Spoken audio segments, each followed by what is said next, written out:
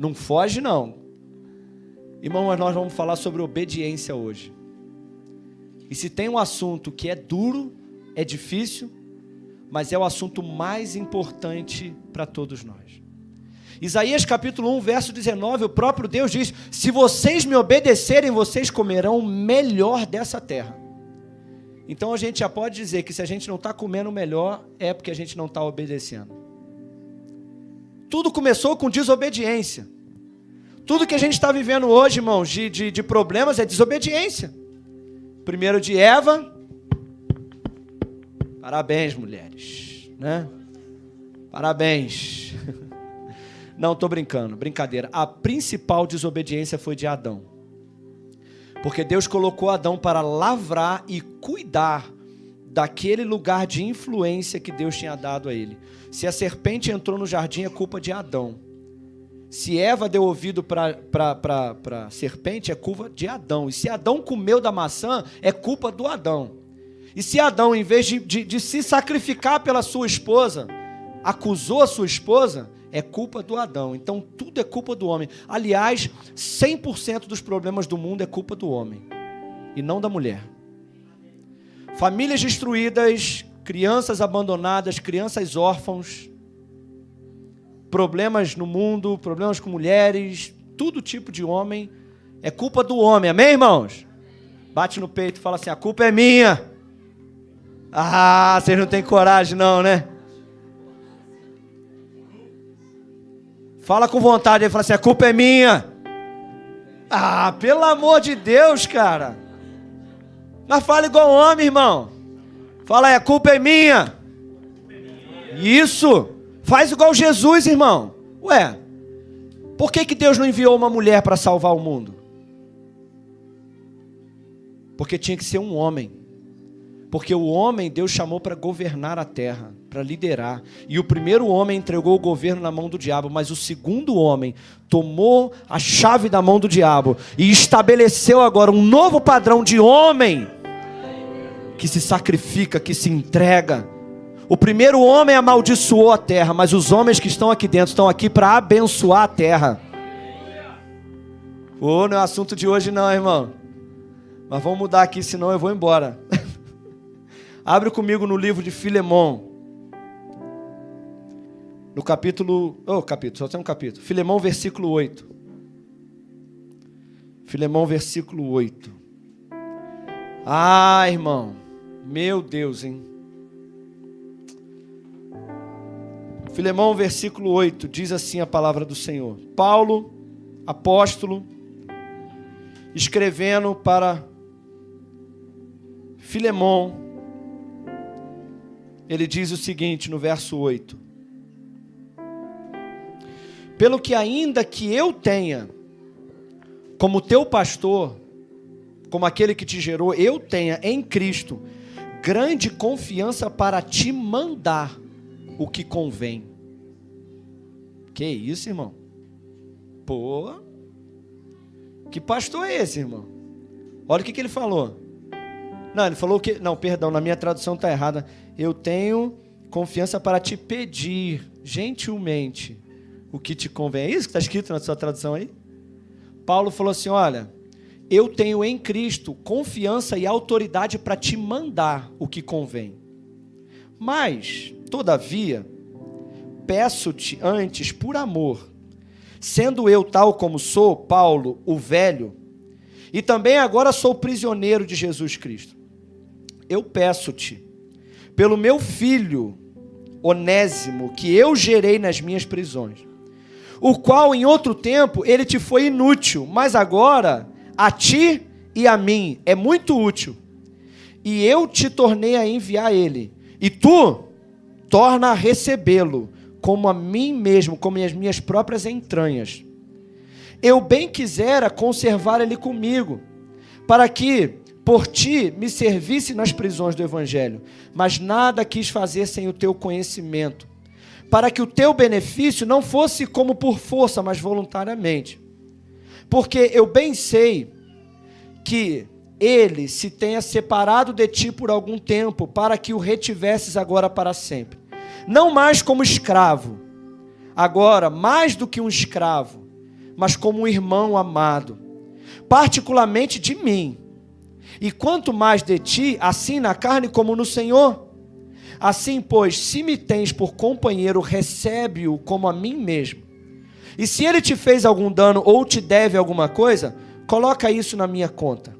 Eu, Paulo, da minha própria mão estou escrevendo, e eu pagarei, para não dizer ainda, a ti próprio você me deves. Sim, irmão, eu me regozijarei de ti no Senhor. Recreia as minhas entranhas, alegra o meu coração no Senhor. E eu escrevi confiando na tua obediência, sabendo que ainda mais fará daquilo que eu estou dizendo. Deixa eu te dar um contexto aqui rapidinho. Eu preciso de 2 pessoas aqui comigo, vamos lá. Meus 2 modelos. Hoje vai ser o Bruno. Vem cá o Bruno. Mas quem? Deixa eu ver, o Paulo está segurando ali. Pode ser o Douglas mesmo, aqui pertinho aqui. Hã? Não quero que tu segure ele, eu quero que tu venha aqui. Sobe aqui. Deixa eu te dar um contexto rapidinho dessa carta para você entender do que nós estamos falando hoje. Eu sou Paulo, tá? Eu sou o apóstolo Paulo. Claro, né? Esse daqui é Filemon. Filemon é um homem rico, fazendeiro. E naquela época, hoje, né, nós entendemos que essa não é a vontade de Deus, mas naquela época, Filemon era dono de escravos que serviam a ele. E como você sabe, né, ele tinha escravos. O Douglas é Onésimo, escravo do Bruno. Não era uma relação empregado, não era uma coisa de que, sabe, era escravo. Ou seja, Bruno um dia foi lá no mercado de escravo, viu esse rapaz aqui que estava lá jogado, sendo vendido lá, triste, magro, né, feio, coitado. Não é ele, né, esse cara bonitão aqui, mas estava lá. E o Bruno pagou uma grande quantia de dinheiro pelo Douglas. Trouxe ele para casa, cuidou dele. E o Douglas era escravo do Bruno. E eu, Paulo, chego numa cidade, na cidade do Bruno, e estou lá pregando a palavra de Deus, e Douglas serve ao Filemon. E eu estou lá pregando a palavra de Deus, e o Filemon acha isso muito interessante, o Evangelho. E Filemon acaba se convertendo ao Evangelho. E eu passo algum tempo pregando para o Filemon, ensinando. Eu gero o Filemon como um filho na fé. Sou pastor do Filemon. Mas o Douglas me viu pregando, Onésimo me viu pregando, mas não quis. Ele não quis o Evangelho, ele não quis aceitar a palavra de Deus. Mas o Bruno, o Filemon, gerei ele na fé. Discipulei ele. Sou pastor dele. Mas chega um tempo que eu tenho que ir embora. Filemon, agora você é meu filho na fé, te discipulei, mas eu tenho que ir embora. Então eu vou embora. Acontecem algumas coisas no meio do caminho. Eu, Paulo, sou preso. Estou em Roma, preso. E estou lá, servindo a Deus, escrevendo cartas. Nesse meio tempo, Onésimo, escravo, resolve fugir de Filemon. Provavelmente, não estou afirmando, mas provavelmente, além de fugir, ele roubou. Roubou algum dinheiro de Filemon, provavelmente. Mas foge, pega suas coisas e, ingratidão, traição, fujão, vai embora. E aí Onésimo está aqui, fugindo, escravo, pensando, cara, agora eu sou livre. Nunca mais eu volto para debaixo da escravidão, nunca mais. Não quero mais saber de Filemon. Nunca mais eu volto para lá. E aí ele cai aonde? Roma. Chega lá em Roma, chega na cidade de Roma procurando alguma coisa, alguém sem dinheiro, escravo. Mas aí de repente ele fica sabendo que Paulo, aquele Paulo que ele ficou sabendo lá, Paulo está na casa dele, está preso, mas está em casa. Aí Onésimo vai lá. E aí chega lá, Paulo fala, eu te conheço, de onde que eu te conheço? Aí Onésimo fala, você é o apóstolo que pregou para Filemão, o seu pastor. Ah, você era aquele escravo. O que houve, cara? Fugi. E agora eu quero entregar minha vida para Jesus. E Onésimo entrega a vida dele para Jesus. E aí Paulo fica ali, discipulando Onésimo. Se torna o pastor de Onésimo. E ali Onésimo agora, vida nova, né, Onésimo? Foi batizado, cheio do Espírito Santo. Vida nova. Meu passado com Filemão nunca mais, agora eu sou livre. Vida nova agora em Roma, servindo Paulo, sou obreiro de Paulo, pô. Sou filho na fé do próprio Paulo. Paulo é meu pastor. E aí, irmãos, olha, maravilha aqui, ó, maravilha.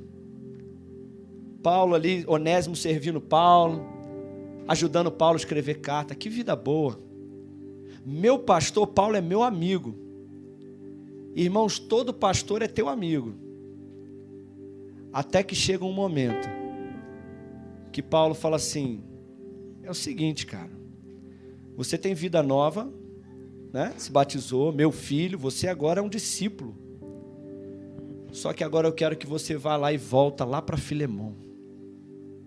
Uau! O quê? Cara, você está achando o quê? Que Jesus, vida nova, você não precisa resolver os problemas do passado, não?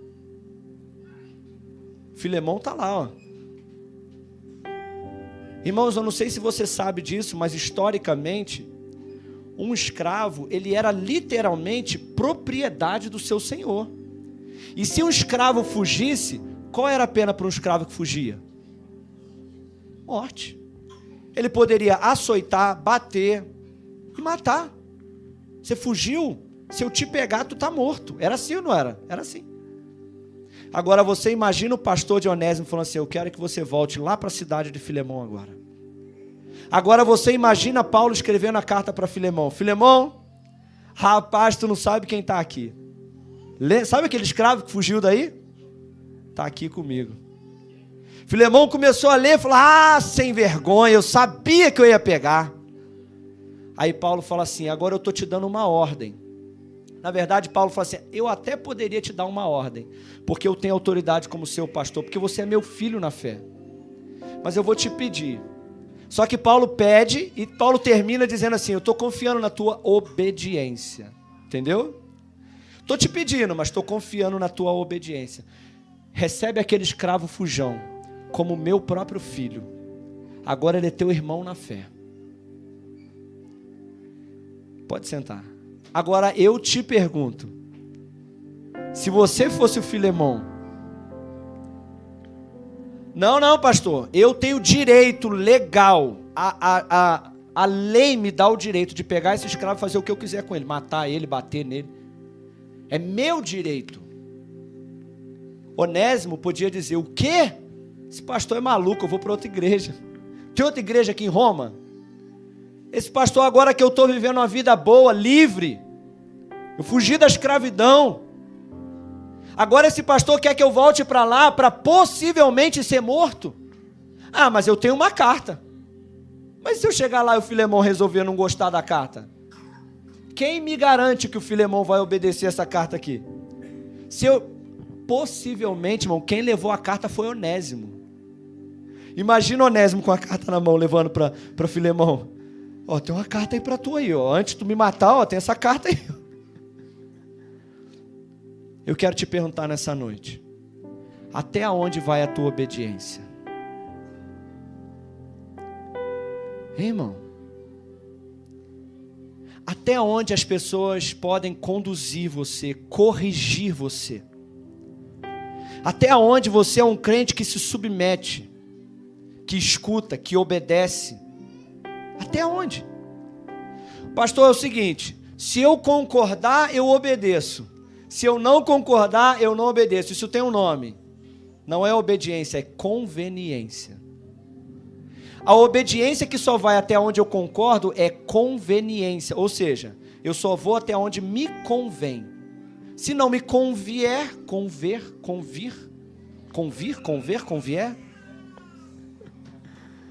Se eu não gostar, se não me agradar, eu não obedeço. Irmãos, olha aqui, muitos querem ser filhos, mas poucos querem ser obedientes. Paulo escreve para 2 filhos, e a característica de um filho de Deus é obediência. Fala comigo, obediência. Paulo escreve para 2 filhos, olha, Filemão, eu te gerei na fé, você é meu filho. Onésimo, eu te gerei na fé, você é meu filho. Então, Filemão, eu estou te dando uma ordem, recebe ele. Onésimo, estou te dando uma ordem, vai até ele, resolve o teu problema com ele.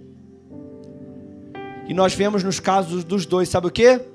Obediência de Filemão, obediência de Onésimo. Aí eu te pergunto, você é filho? Pergunta para esse irmão que está do seu lado, você é filho? Hã? Irmãos, olha aqui. Minha vida, minhas regras, até onde você permite que pessoas usadas por Deus se metam na sua vida. Hã? Não quero que me meta na minha vida, não. Na minha vida, no meu casamento, no meu dinheiro, no meu trabalho, no meu lazer, no meu tempo, mando eu. Irmãos, então você é um simpatizante do Evangelho. Crente é obediente. Quem está entendendo aí? Irmãos, eu vou te falar. Abra sua Bíblia comigo. No livro de Lucas, no capítulo 6. Você sabe o que é obedecer? Obedecer, é abrir mão da sua vontade. Se você só faz o que você quer, quando você quer e do jeito que você quer, isso não é obediência. Obediência é abrir mão da sua vontade para fazer aquilo que tem que ser feito. Isso é obediência. Obediência é quando, daqui a pouco a gente vai falar mais sobre isso, mas é quando você não quer, quando você não sente, quando você não tem vontade, quando aquilo contraria aquilo que você acha, como Onésimo, como Filemão. Quando você tem que abrir mão do seu direito. Ei, irmão, mas isso é só para filho, servo, sabe?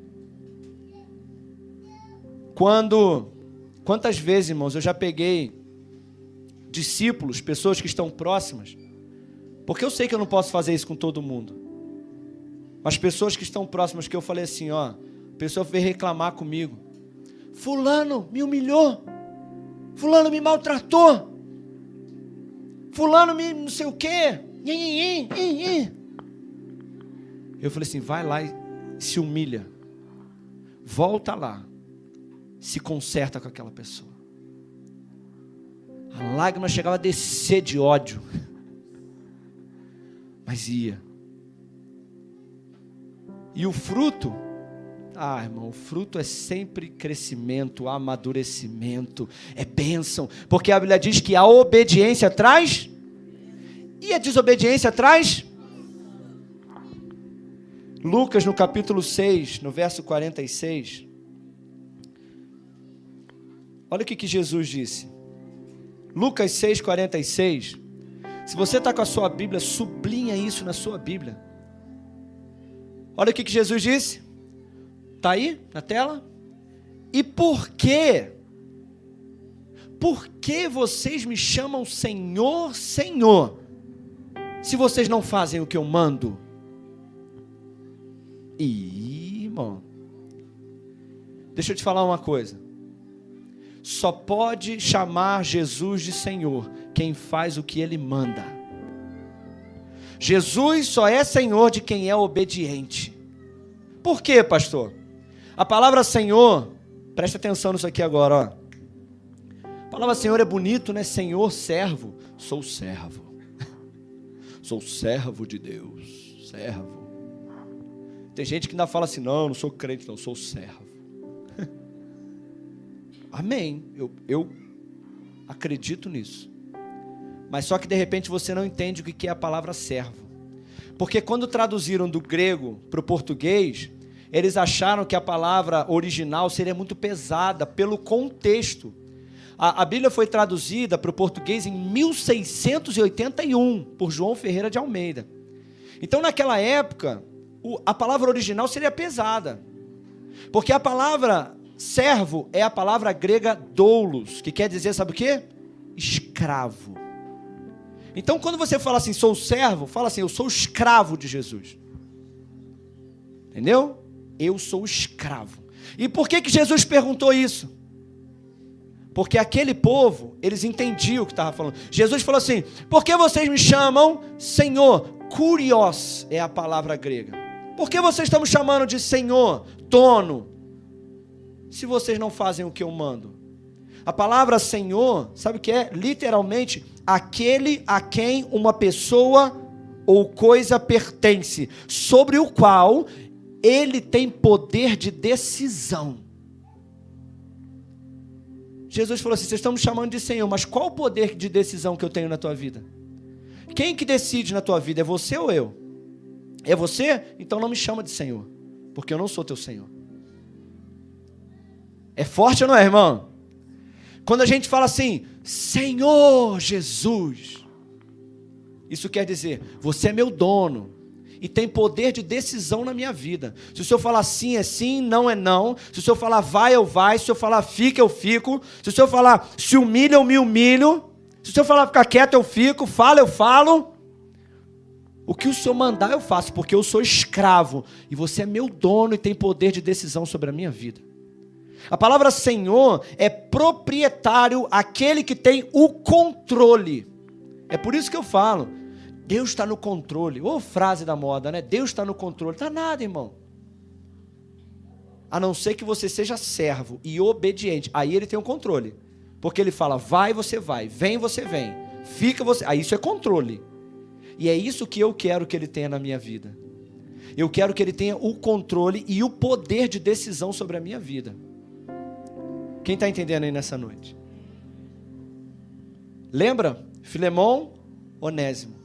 Agora, nós obedecemos, querido, a Deus. Em primeiro lugar, a nossa obediência é a maior prova de amor a Deus. Em primeiro lugar, nós obedecemos a Deus. Em que nós obedecemos a Deus? Eu fiz uma lista rápida. Em amar os nossos irmãos é obedecer a Deus. Servir aos nossos irmãos é obedecer a Deus. Se você não serve, querido, você não é servo. Se você não serve, você não é obediente. Porque o próprio Jesus se tornou escravo, a Bíblia diz que ele se tornou servo. Então servir é obedecer, congregar é obedecer. Irmãos, escuta o que eu vou te falar, pelo amor de Deus. Nós estamos vivendo numa geração onde congregar é uma opção. Mas congregar é uma opção para os crentes nominais. Para os crentes que só dizem ser servos. Mas, irmãos, para quem é servo, a Bíblia diz, Hebreus capítulo 10, verso 25, é imperativo, é uma ordem, não abandonem a sua congregação, como é o costume de alguns, ao invés disso, se reúnam para servir uns aos outros. Então, irmãos, congregar não é questão de vontade, como a Joyce falou aqui, não é questão de frio, de calor, de vontade, de ânimo, de desânimo. Congregar é uma ordem, que deve ser obedecida por aqueles que são servos. Ceiar. Glória a Deus pela sua vida. A ceia, querido, não é um opcional, pelo amor de Deus. Só fique em casa no dia da ceia se você tiver entre a vida e a morte. Pastor, estou quase passando aqui para ceiar logo com Jesus. Aí você tem uma desculpa para ficar. Agora, fora isso, pelo amor de Deus, se você é crente, se você é servo, Jesus disse, façam isso em memória de mim. Então, irmãos, pode estar caindo, chovendo canivete, só se você estiver doente, ou em outra cidade. Mas fora isso, irmãos, cear é uma ordem. Devolver os nossos dízimos é ordem. Se você é servo, irmão, se você é servo, você fala assim, eu vou dar o meu dízimo. Irmão, se você dá o seu dízimo, guarda ele para você. Porque Deus não precisa do seu dízimo. Porque quando você é servo, você fala assim, eu estou devolvendo o meu dízimo. E na verdade, meu Deus, irmão, na verdade, eu sou tão grato ao Senhor, porque eu sou escravo. Eu merecia receber um salário de Deus? Escravo recebe dinheiro? Não, o que eu merecia era trabalhar apenas pelo dom da salvação. Se eu trabalhasse a minha vida inteira sem receber salário apenas pelo dom da salvação, eu já seria grato, porque Ele me comprou e me deu vida. Mas Ele é um Senhor tão bom, que Ele fala assim, olha, eu poderia ficar com 90% e te dar só 10%, porque eu sou teu dono. Mas Ele fala assim, eu vou te dar 90% e eu vou ficar só com 10% para você nunca esquecer de quem vem o dinheiro que você tem. Isso é devolver o dízimo. Devolver o dízimo é você vir e dizer aqui, Senhor, 100% do meu salário é teu. Se o Senhor quiser tudo, é teu. A minha vida é tua. Mas, Senhor, eu te agradeço, porque o Senhor, 10% aqui é teu. E os 90% o Senhor vai me abençoar. Quem está entendendo aí nessa noite? Batizar. Se você não é batizado aqui, irmãos, batismo é uma ordem. Então se batize. Mas para a gente encerrar, abre comigo em Hebreus capítulo 13. Ah, pastor, obediente a Deus eu sou. Mas de certa forma é fácil obedecer a Deus, irmãos. A Bíblia diz que os seus mandamentos não são penosos, não são pesados. É bom obedecer a Deus. Mas o texto que nós lemos aqui fala sobre a obediência de Filemão e Onésimo ao seu pai, ao seu pastor. Hebreus capítulo 13, no verso 17. O que está escrito aí? Hebreus 13, 17. Está aí?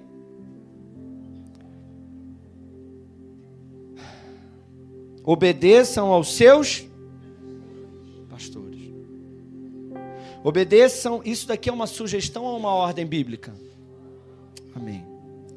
Obedeçam aos seus pastores e se sujeitem a eles, porque eles cuidam da sua alma, como aqueles que hão de dar conta da sua alma, para que o seu pastor faça com alegria o seu trabalho e não gemendo, porque isso não vai ser útil para você. Irmãos, deixa eu te falar uma coisa aqui, olha. Duas coisas que eu vou te falar. A primeira, eu nunca vou impor sobre você que você deve alguma coisa a mim. Nunca. Sabe por quê? Porque não tem nenhum texto da Bíblia dizendo assim, pastores, obriguem as pessoas. Pastores, dominem sobre elas. Não. Mas tem um texto dizendo, irmãos, obedeçam aos seus pastores. Então, irmãos, esses dias eu conheci uma irmã, um amigo falou comigo assim, rapaz, tem uma missionária aí que é bênção demais, prega muito, convida ela para pregar na tua igreja. Eu falei, que legal, de qual igreja que ela é? Ele, quem é o pastor dela? Para eu ligar para o pastor dela, para pedir se ela pode pregar na minha igreja. Aí ele engoliu o seco. Não, então, é assim, ela é uma bênção, usada por Deus, que é uma bênção, ela não tem igreja não. Legal, a Bíblia diz, obedeçam aos seus pastores. Quem é o pastor dela? Não chamo para pregar aqui de jeito nenhum. Se não tem pastor, meu irmão, pode fazer o que for. Não está debaixo da mão de Deus. Irmãos, olha, eu não vou nunca te obrigar a nada. Você não tem que, eu não vou te obrigar a prestar contas, a obedecer, mas está na Bíblia. Se você quiser obedecer, vai ser bom para você. Porque eu estou cuidando da tua alma. E tem gente que tem mais compromisso com o seu patrão do que com o seu pastor. Ah, pastor, mas ele paga o meu salário, é verdade. E eu cuido da tua alma. O que tu acha que é mais importante? Patrão, você tem um monte. Agora eu te garanto que ele não está preocupado com a tua alma. Ele está preocupado com o teu trabalho, com o teu serviço. Mas eu estou preocupado e eu vou dar conta da tua alma. Então, se você quiser obedecer a Deus... E sabe por que eu estou falando isso? Eu só estou falando isso porque durante 18 anos da minha vida, eu me submeti ao meu pastor. Em tudo. Em tudo. Se o pastor falasse, João, 6 horas da manhã na igreja, eu estava lá. O pastor falou, João, nós vamos abrir uma congregação lá no Catitu. Pastor, todo culto eu estou lá. Que dia que é o culto lá? Terça? Eu estou lá. Pastor falou para mim, João, jejum. 21 dias. Vamos lá. João, nós vamos para o monte durante 21 dias, toda terça-feira. pastor, eu estou contigo. Tinha dia que tinha eu e ele, eu e mais um, eu e mais dois, eu e mais três. Lembro de ceiar debaixo de chuva com ele. Nunca deixei de me submeter ao meu pastor em 18 anos. Nunca saí da igreja sem comunicar a ele. Nunca fiz nada sem falar com ele. Ele nunca precisou ir lá em casa chamar minha atenção, porque eu entendi que eu tinha que submeter ao meu pastor. Ele cuidava da minha alma. E cuidava mesmo. E agora Deus me colocou aqui para cuidar da tua alma. Mas eu só vou conseguir fazer isso. Eu espero que eu não tenha que fazer isso gemendo. Ai, meu Deus, aquele irmão, meu Deus do céu. Irmão, se eu gemer por você, eu sou funcionário de Deus, tá bom? Se eu fizer o meu trabalho com alegria, vai ser bom para você, porque o meu patrão tá vendo. Agora, se eu fizer o meu trabalho gemendo, tendo que gemer por você, eu vou gemer, não tem problema não. Mas é uma ameaça, você viu que é uma ameaça, viu? Não vai ser útil para você não, tá? Eu não vou fazer nada não, irmão. Agora, o meu patrão vai resolver contigo depois, porque o meu patrão vai me ver gemendo. E ele vai falar assim, ó, meu filho está lá gemendo por tua causa, eu coloquei ele para cuidar da tua alma, e tu está fazendo ele gemer, então agora tu vai lidar comigo. Aí é tu e Deus, irmão, aí tu resolve com Deus aí. Mas eu vou cuidar da tua alma, gemendo ou sorrindo. Eu espero que você me faça sorrir enquanto eu cuido da tua alma. Amém, irmão? Me ajuda aí, irmão. Então, irmãos, obediência. Quantos querem ser mais obedientes aqui? Em primeiro lugar, a Deus, em todas as ordens que estão aqui na Bíblia. E em segundo lugar, aos seus líderes, aos seus pastores. A obediência vai produzir bênção na sua vida, pode ter certeza disso. Você crê nisso? Você é como Onésimo e Filemão? Está disposto a obedecer? Sim ou não? Está disposto a obedecer? Sim. Amém. Mesmo que vá contra aquilo que você acredita, não, aquilo que você quer, a sua vontade, está disposto a obedecer? E eu, como pastor, agora eu quero te falar uma coisa. Se eu não estiver seguindo a Bíblia, você pode me desobedecer, tá bom? Eu não sou inerrante, não. Se um dia eu pregar algo que está contra a Bíblia, eu te mandar fazer algo que está contra a Bíblia, e você fala, ó Deus, ó, pode até ir embora da igreja, estou te dando essa liberdade. Mas enquanto eu estiver debaixo do temor do Senhor e seguindo a Bíblia, aí você escolhe se você quer obedecer ou não. Se você vai me fazer sorrir ou gemer. Amém? Se coloca de pé no seu lugar. Obediência. Obediência. Paulo deu uma ordem para Filemão e uma ordem para Onésimo. Eu quero que você vá e faça isso. Onésimo prontamente obedeceu. Filemão prontamente obedeceu.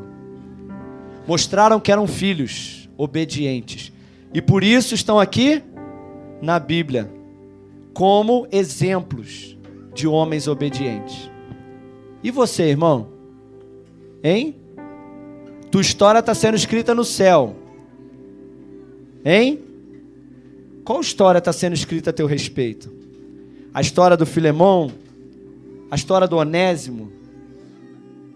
A história que está sendo escrita a teu respeito é uma história de um homem e uma mulher obediente a Deus e aos seus pastores. Ou não? A Bíblia tem história de obediência e desobediência. Cada um colheram os frutos das suas escolhas.